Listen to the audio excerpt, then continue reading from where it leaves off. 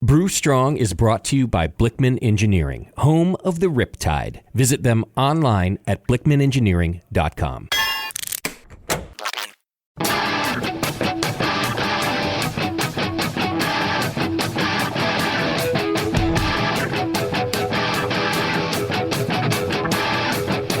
Brewers, it's time for the beer radio you've been looking for.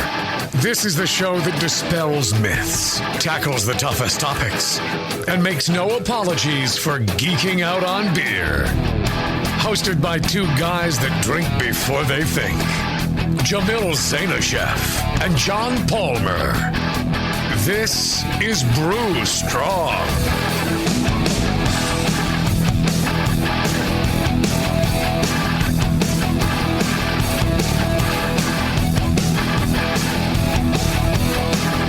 Hey, howdy, hey, my brewing brothers and sisters. Greetings, cretins. Oh, I couldn't even give it my all today, John. I don't know what happened to my throat. Overnight, it just started going on me. I was bummed out because I couldn't do my solid Jamil impression. Yeah, probably tuberculosis or something like that. Yeah, I usually go straight for the serious stuff too. I'm that kind of hypochondriac. I'm Justin Crosley, filling in today for Mr. Jamil Zainasheff, and of course my good buddy here, John Palmer's. We're here to do Brew Strong for you. That's right. Yeah. Jamil is having ongoing issues, mysterious ailments that nobody can figure out. He's doing fine, everybody. Don't worry. He just, complications with whatever was going on in the first place. And so he just kind of let us know, he needed to take a little more time. And we said, You go take care of yourself, big guy. That's right. Yeah. We just want him healthy again. Right. Yeah. But I can understand not being in the mood this week.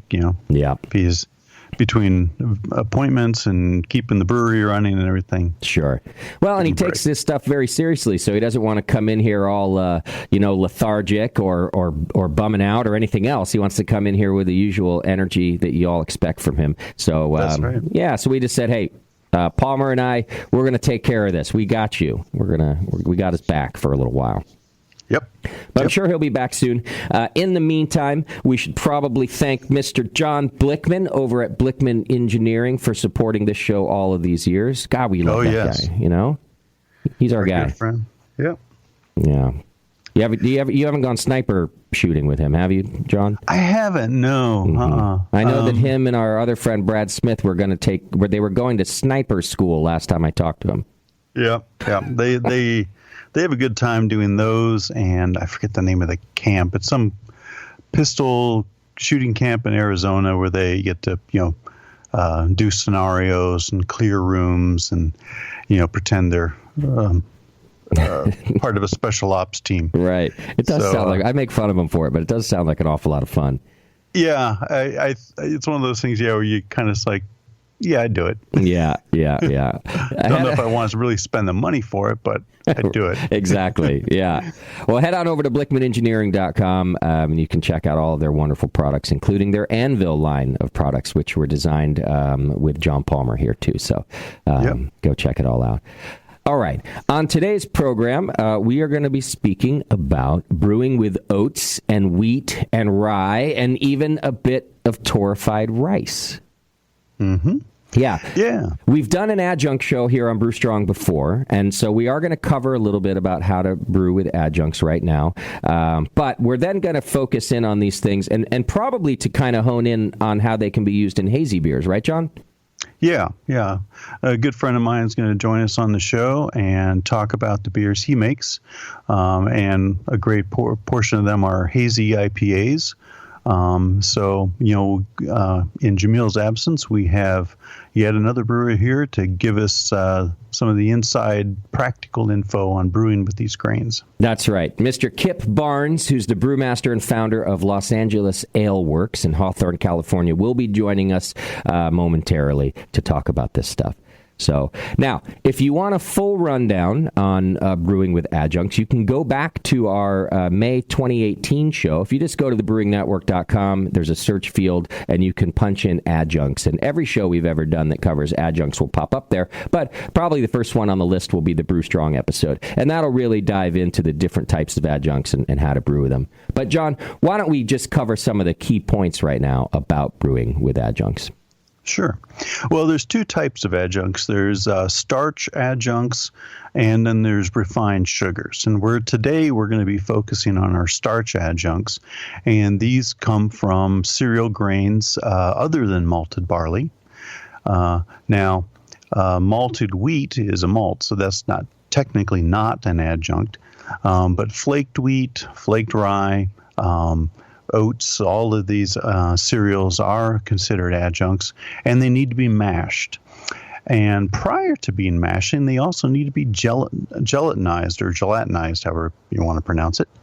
And what that means is that you basically get them hot enough in water that the starches dissolve into the water. And once these starches are dissolved, now the enzymes that come from the barley malt can act on them to break them up into sugars in the mash.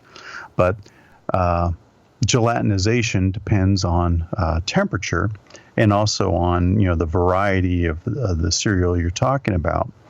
So in the case of oats and wheat, the gelatinization temperature for these grains are pretty similar to barley, in that 150 degrees, 147 for wheat's a little bit lower. Rye is a little bit higher, goes up to 158 Fahrenheit or 70 degrees C. Oats, a little bit lower than that, 162 degrees Fahrenheit or 72 degrees C roughly. So these grains, rather than being added raw to the mash like wheat can, they'll typically be flaked first. And this is when we talk about flaking a grain, we're talking about pre-gelatinizing it, pre-cooking it. Well, I'm wandering all over the place. Well, that's okay. So if it's all right, so I'm going to use oats in my beer. Okay. Are you telling me that I have to mash those first, flake them first, before I add them to my main mash with the rest of my barley? Or am I purchasing them flaked, and that's the process you've just described for me? Yes, you're purchasing them flaked. The flaking process is where they steam cook the oats, which oats otherwise, from the field look a lot like barley. They steam cook them and then flatten them between rollers.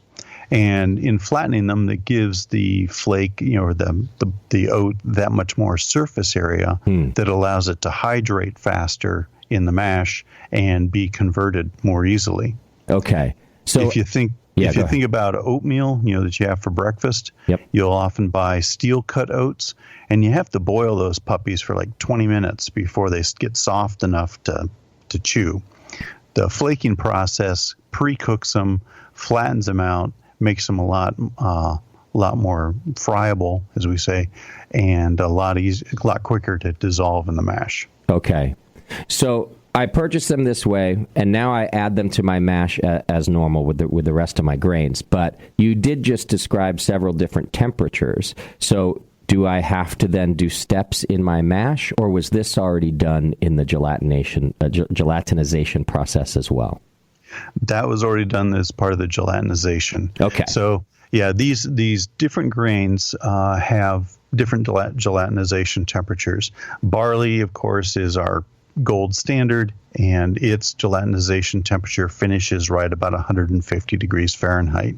So when we mash in, we're mashing in hot enough to accomplish that gelatinization at the same time. These other grains that we want to add to mash, it helps if we pre-gelatinize them by flaking or cooking and then add them to the mash at what it would be normally a lower temperature than their gelatinization temperature, but because that's already been done, they've been pre-solubilized, and the enzymes can quickly go to work on them. Okay. So in other words, they're very, very easy for me to use because all the hard work has been done. That's right. Okay, great. Okay. And is there another kind? I've also heard of a torrefied. Yes. Is there a difference here between flaked and torrefied? Yeah. Torrefied is popping. Super Sugar Crisp, torrefied wheat. Those are your wheat puffs, cereal, that kind of thing. And torrefied corn is commonly known as popcorn. And so, you just heat up the kernel, and it pops. And that heating, when you make popcorn, for example, you build up steam inside the shell that cooks the kernel and then pops it open, giving lots of surface area and ready to mash. I see. Okay. So torrefied wheat is one of the most common, right? Right. And are there other ones besides wheat that we might find torrefied? Yeah, you can find, I believe, torrefied rye and torrefied rice as well. Okay. All right. So that's our rundown. And today we're focusing on oats, wheat, and rye. And then I think Kip's kind of a specialist in using, in a unique way, torrefied rice also, right? That's right. Okay, great. Well, why don't we take a quick break, if that's all right with you? And I believe we're going to be able to get Kip on right when we come back. Sounds good to me. All right. Hang in there. You're listening to Brew Strong. It's Justin Crosley and John Palmer. And when we come back, we're going to have Kip Barnes on the program with us. Hang in there. We'll be right back. Hey, it's Kaylee Cuoco for Priceline. Ready to go to your happy place for a happy price? Well, why didn't you say so? Just download the Priceline app right now and save up to 60% on hotels. So whether it's Cousin Kevin's Kazoo Concert in Kansas City, go Kevin, or Becky's Bachelorette Bash in Bermuda, you never have to miss a trip ever again. So download the Priceline app today. Your savings are waiting.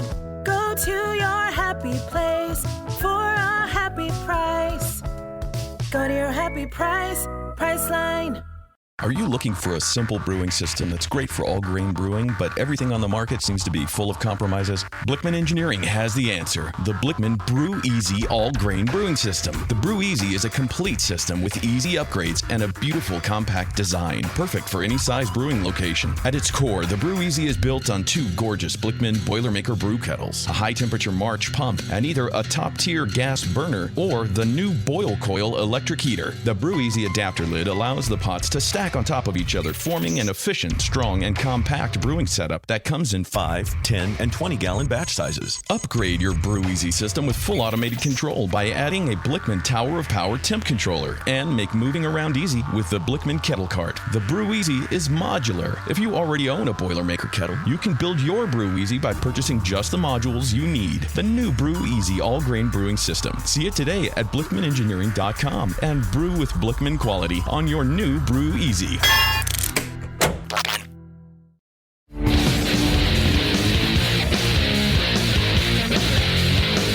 Back to the two guys that know how to turn beer into beer.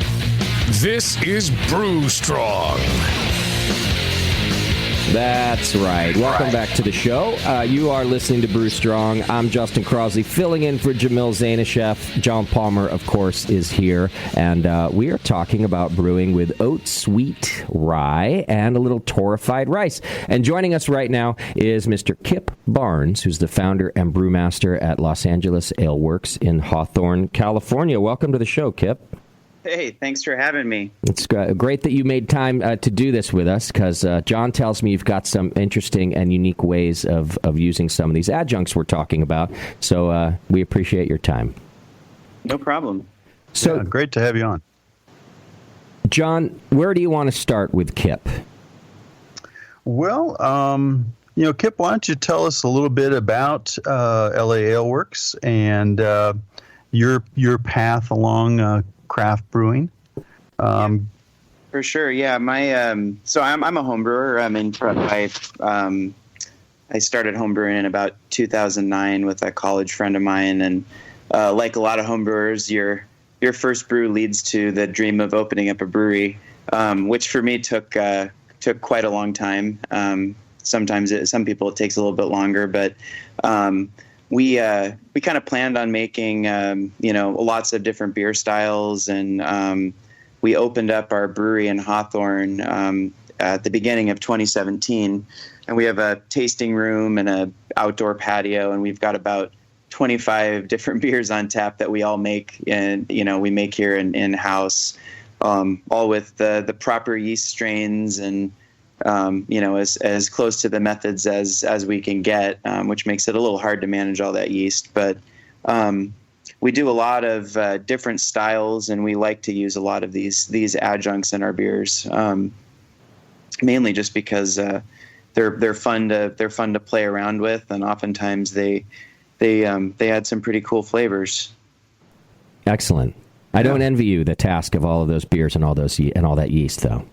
Yeah, for sure. It's challenging, but when you go to a brewery that uses Calo One for all of their beers, like, you can usually taste it. It doesn't mean that they're not good. Yeah. It's just when a porter is made with an English style yeast, it just tastes different than when it's made with an American yeast, and we just have to do some scheduling to make it taste correctly, or to manage those yeasts. But I feel like it's worth it.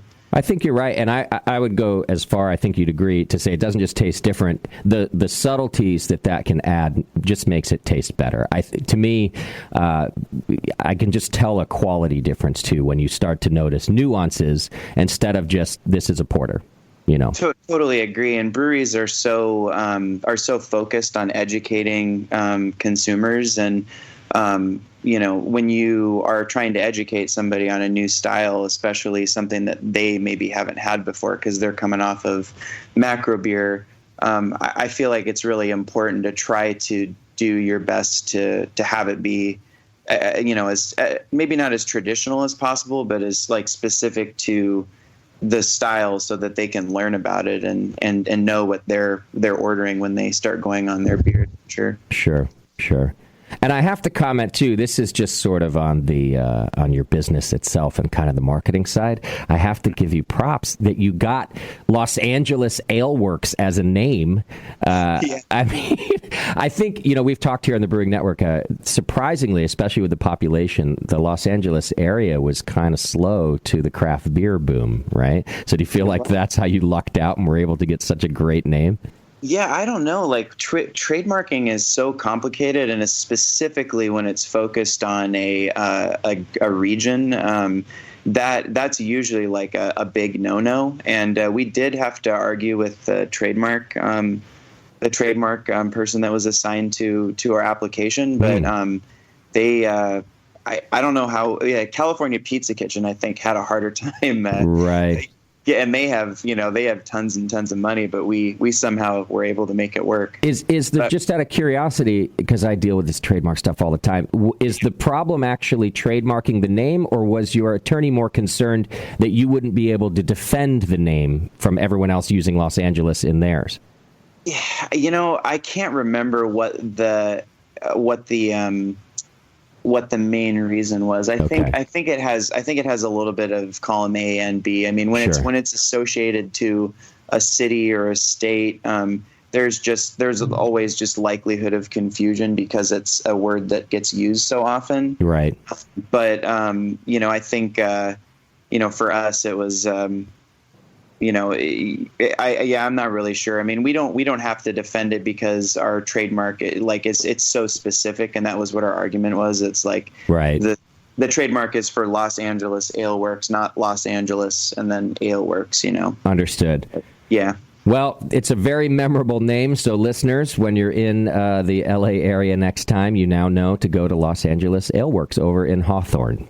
Yeah, we're only 15 minutes away from LAX, so you can pop on in or out on your way into the city or out of the city. It's real easy. Oh, that's perfect. 15 minutes is my Uber limit, so You're right there. All right. Well, let's start talking about the use of these cereal adjuncts that we're talking about. And, do you have any specific beers you could bring up that you use cereal adjuncts in? And hazies obviously would be a great focus for us. Yeah, for sure. I mean, so we definitely use them in our hazies. The adjunct world sort of started with me on home brewing, actually Pilsners, though.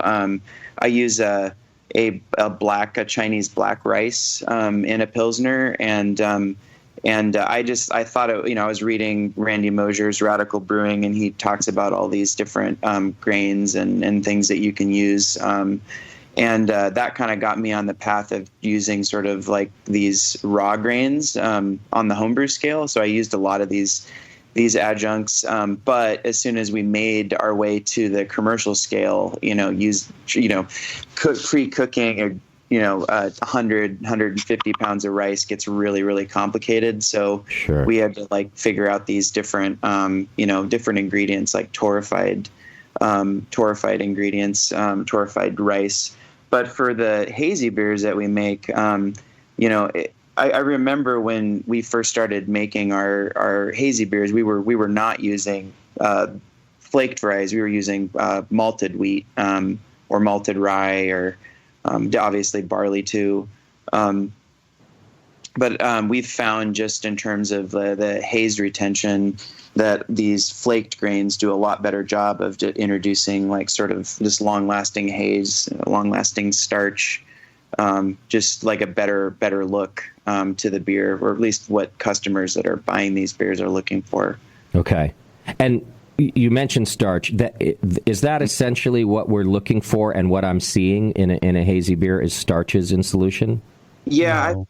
I've listened to a couple of seminars, and I think they're still trying to figure this out. There was one at the CBC where a guy was, I forget his name, but he was breaking down like what causes haze in hazy beers, and everyone was basically thinking that it was the yeast that was like staying in suspension, and that's like actually a very tiny part of it. It sounds like it's a lot more complicated than that, and a lot of it is protein content, which is coming from grain. Okay. Well, you can get haze, from starch, and that is part of the haze on, like a Belgian wit that is made with raw wheat.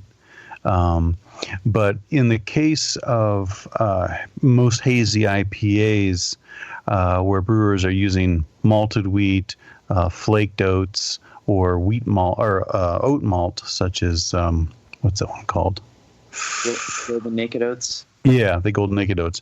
There really is no starch in hazy IPAs from these grains. All the haze comes from hop polyphenols staying in suspension because you're not boiling the hops. When you boil hops during the boil, hop polyphenols combine with wort proteins and agglomerate and settle out as your hot break and your cold break. But since you're not boiling the hops and you're adding them most of them afterward in the whirlpool, then there's not the boiling action to accomplish this break material, and so all of this haze stays in suspension. So that's where most of haze beer, most of the haze in hazy IPA comes from. Are these hop polyphenols and extra wort protein that's not precipitated during the boil. We don't, and we also don't, filter any of these beers too. So that just adds to it, right? Right. So then, if most of that haze is coming from hop polyphenols, I'm led to believe that using oat, wheat, and rye has another purpose, right? Like flavor or mouthfeel or something. Well, yeah, but also the oat, wheat, and rye do contribute a lot of protein to the wort, and because the hops aren't being boiled, it's not that all that protein is staying in suspension and not generating break material, not generating the trub and the boil that it would have otherwise. So a lot more of it stays in solution, and then haze is protein polyphenol complex.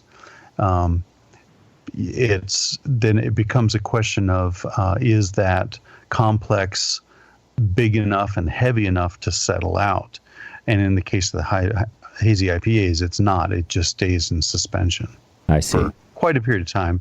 Maybe after 2 months or so at cold temperatures, it will eventually clear in. But yeah, we use two main strains at our brewery of yeast, and we have a very different sort of haze experiences with both of these yeast. One of them is Sactois or Tropical IPA if you're buying from Omega, and the other one is Hornindal Kvik or Quake or Quick, however people are saying it. I always get corrected, and yeah. I say it the new way, and then I get corrected again. So right. the Norwegian yeast that ferments at 100 degrees. But I noticed that with Sactois is a diastaticus yeast, so it excretes that enzyme that's breaking up the sugars the dextrins, and the Quake yeast does not do that. And so I've kind of thought, but I don't know if I'm right, but with Sactois you get a really like beautiful haze in the first like week or so of like packaging it in a can or even a keg. And then after it's been in a keg or can for a week, it actually settles out and becomes pretty clear.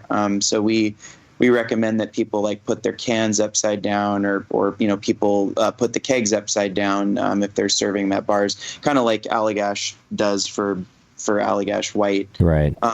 However, the Quake strain does not have that problem at all. And what I've found in terms of the, what helps that haze stay as long as possible is a really high, well, maybe like 20% or more of flaked wheat. That seems to have the most impact on the final beer that I've seen, because I use a lot of flaked oats, I use a lot of flaked wheat, and I use a lot of flaked rye, and I'll mix them together, or I'll just use one. And my experience is, for some reason, that flaked wheat is the one that seems to be the best color and also the most stable of the hazes. That's interesting. I don't know why, but it seems to happen every time. So that's your go-to, the flaked wheat. I like mixing them up. I like putting oats and Golden Naked Oats specifically. I like the color from Golden Naked Oats, and I also think the flavor is just great. Mm-hmm. But for a really, really light color, which is what a lot of these customers are looking for, we use flaked wheat. If we want a more like orange juice like color, like a little bit more of like an orange or burnt orange, we'll use the rye or the oats or more Golden Naked Oats, along with a lighter base malt or whatever. Okay. Yeah. And can these be made without any of these adjuncts? Would you not get the same haze? Obviously not the color you're looking for, but without enough protein and things that you're talking about left in solution, do you have to use these to get your hazy right? For the color that we're looking for, yeah, like for the final product, I definitely think that we need to use it, because we've experimented with, one of the things about our brewery, because we have so many taps, we have a lot of tanks. When we opened our brewery, we kind of opted to have a bigger cellar so we could have more variety and more experimentation. I've definitely found that,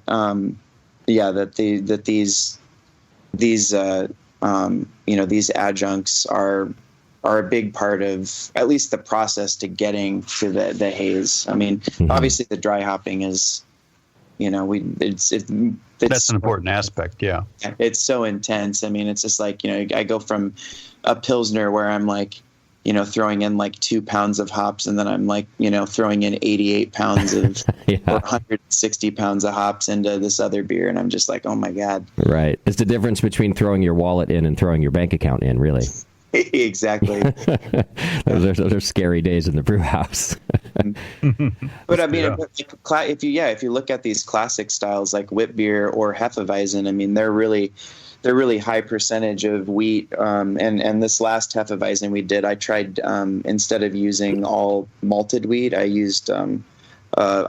split that between malted wheat and flaked wheat. And I think the color is really beautiful, and it looks a lot different than it did last year. It's just basically the same recipe. And the only thing I changed was the was just splitting the malted wheat with malted wheat and flaked wheat. Okay. Yeah. I bet that is a pretty looking beer. Yeah, you get a little brighter or more haze and so on from that. Yeah. Cool. Well, before we run out of time with you, I want to go back to something you mentioned in the beginning, and that's using torrefied rice in your Pilsner. Yeah. So what does that add for you? Well, so the idea behind it was looking at these, sort of international style, and actually, I mean, I guess domestic, it was domestic. The big macro breweries use these adjuncts, and, it's kind of the thought that they're using these adjuncts to make, their beer cheaper, and whatever the reason is that they're using them. Sure.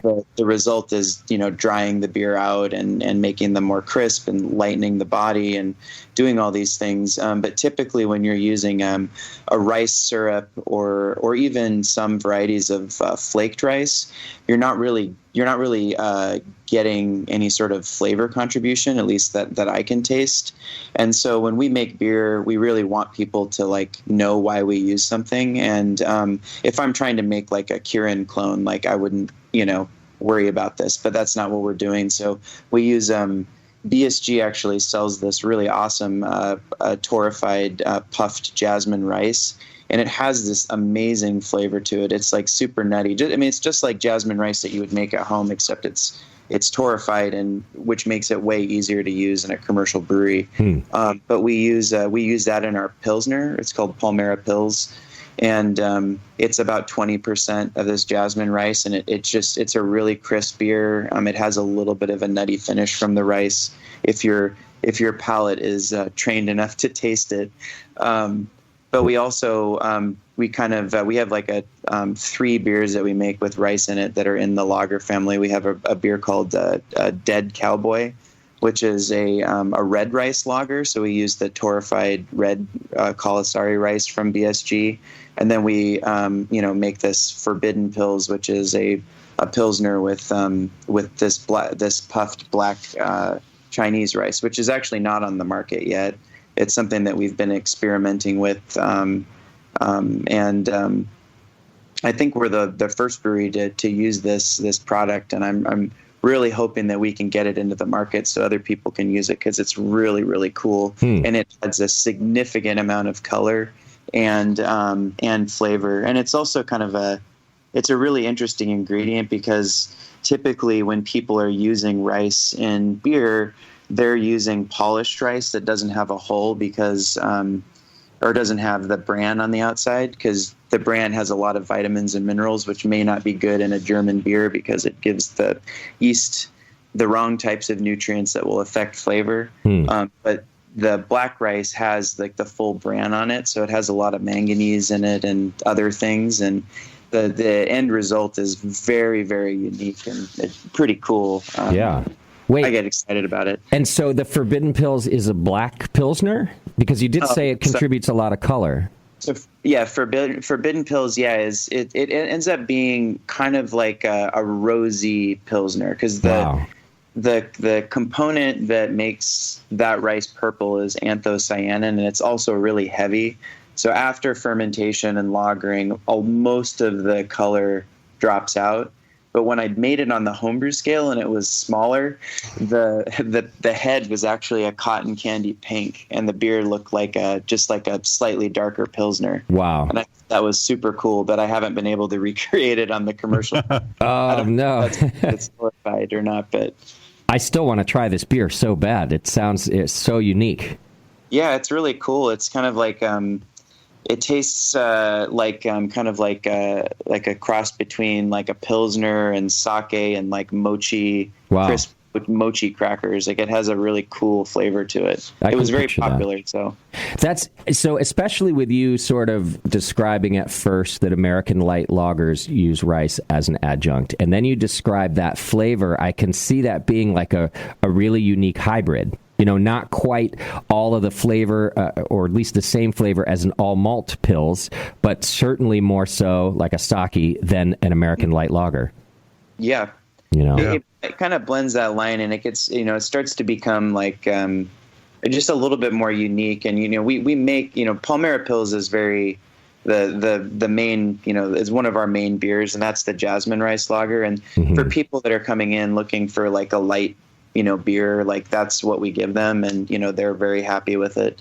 They probably don't notice the nuance, but with Forbidden Pils, it's the same percentage of rice, and it's crazy how much flavor and color it adds to the beer. And it's just it's another just sort of talking point, like how a different ingredient can change like the final flavor of your beer.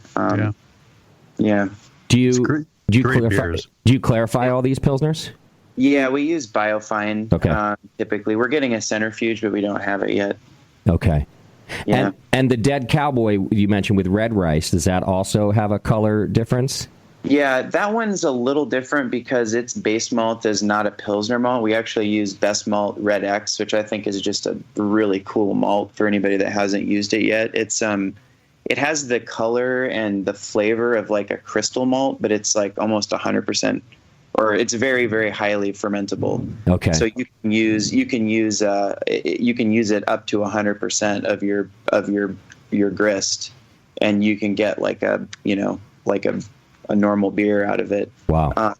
So it has its own sort of caramely like color, but or caramely flavor and color, but it's not sweet. So the beer is super dry, but it looks like a red ale. But it's a lager. So we're kind of going off of, maybe it's loosely related to a Vienna lager, but then it's 20% of this red rice, which also has this sort of toasty, like popped corn sort of in a good way, toasty popped corn like flavor, and it's a really cool beer too. Yeah, very easy drinking. Yeah. I am so goddamn thirsty right now, Kip, after those descriptions. Yeah. And I'm actually looking at my calendar. I'm going to be down there at the end of the month, so I think I cannot resist. I got to go in and try these Pilsners. Yeah, I won't have Forbidden Pils. That's the one that I won't have because we got the only rice that was made, and we did the test batch, and got it. And it did well, and now we just got to try to get them to make more. So I got to take a trip. Right. And talk to people. That's fair. Dead Cowboy sounds delicious also. I love the idea of the color and the flavor of like an amber, but without the sweetness, Like you couldn't get me to buy a straight amber ale to save my life. But a lager with those characteristics that's dry, I'll drink that all day. It sounds great. You'd be a good candidate to kind of give us feedback, because that that's a cool sort of customer base, like to think about. Yeah. Well, I know you're a little short on time, Kip. We caught you in the middle of your work day, but I do want to. Yeah, thanks for all the information. Of course, yeah. Thanks so much for having me on. If you have another couple of minutes, do you have like just maybe a little rundown of like tips and maybe even tips and tricks, or like issues you've run into using any of these adjuncts that people should be aware of? Yeah, I mean, I think the rice, torrefied rice is just like. I mean, it's a little easier to work with than in terms of like mashing and lautering than some of the flaked grains, but it can at a higher percentage kind of present the same sort of gummy lauter that you get from using some of the flake grains. So 20% of your grist is like a really great place to start. If you go too much lighter, you probably aren't going to taste much. For our Brut IPA that we do, which is like a collaboration with the LA Philharmonic, that one is 25% jasmine rice. And you definitely notice a difference in the body, but it's so covered up by hops, you wouldn't be able to taste the rice in there. But with we have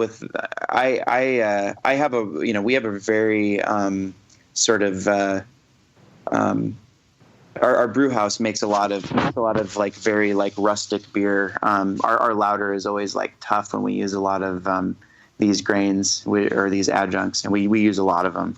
So I mean, I guess I would just say that use a lot of rice hulls if you're increasing the amount of these flaked grains or torrefied grains. That's usually the my go-to. Or you can't ever have too many rice hulls in there, especially for every 2 or 3 bags of flaked oats or flaked wheat. I've got a whole bag of rice hulls in there. Okay, so it's like a kind of a 3-to-1 weight ratio then? Yeah, I forget how much the big bags of rice hulls weigh, but I think they end up being around 55 pounds. So I put a whole bag of rice hulls in when I'm doing these juicy beers.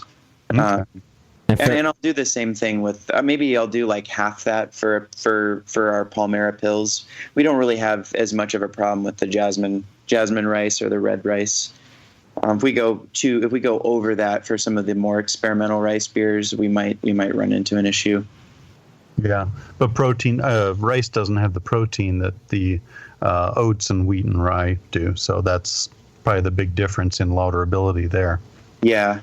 And when we did Forbidden Pills the first time, we used all raw black rice, and that was extra gummy because it wasn't torrefied. We had to cook it in a big boil kettle and then put it in the mash tun after we had ground it up and everything. And that was a really, really tough day. I bet so.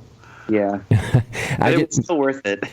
with that advice, just every new brewer just always have rice in the brew house. I went to a collab brew. It wasn't my collab; it was a friend of mine's brewery, and this other brewery had traveled to brew with them. It was a new recipe for this brewery, and that mash just took 10 hours. And I was like, "Don't you just have a stack of rice sitting over in the corner?" I thought every brewery has a stack of bags of rice hulls. So. Anyway, keep a stack of rice hulls. I always have a bunch on hand. That, and I always overbuy bags of wheat and bags of oats. I find, actually another tip that I've found that helps with head retention, because it's something we battle sometimes, is throw in a bag of flaked wheat into like an IPA recipe. Helps head retention a lot, even after like things have been fined. I notice a huge difference. Interesting. Okay, and you're not going to get any flavor contribution from a bag of flaked wheat or problems with mashing at that point. You're just adding for head retention.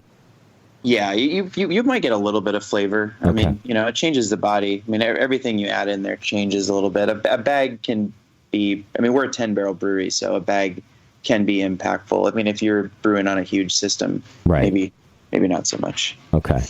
Yeah. All right. Anything else we need to know? I mean, I think that's it. I mean, just experiment and get ready to pull your hair out. And yeah. or do jumping jacks and wait for that lauter to get fit while you wait for that lauter to finish. Right. Nice. Great advice. Well, Kip Barnes, he's the brewmaster and founder at Los Angeles Ale Works in Hawthorne, California. Kip, thanks so much for hanging out with us and sharing your knowledge. I appreciate it. Thanks for having me. Okay. Take care. We're going to take a real quick break, and when we come back, Mr. Palmer and I will wrap things up and make sure that you know how to use these things in your beer. So hang in there. It's Brew Strong, and we'll be right back. Back to the beer guys that make other beer guys look like wine guys. Brew Strong.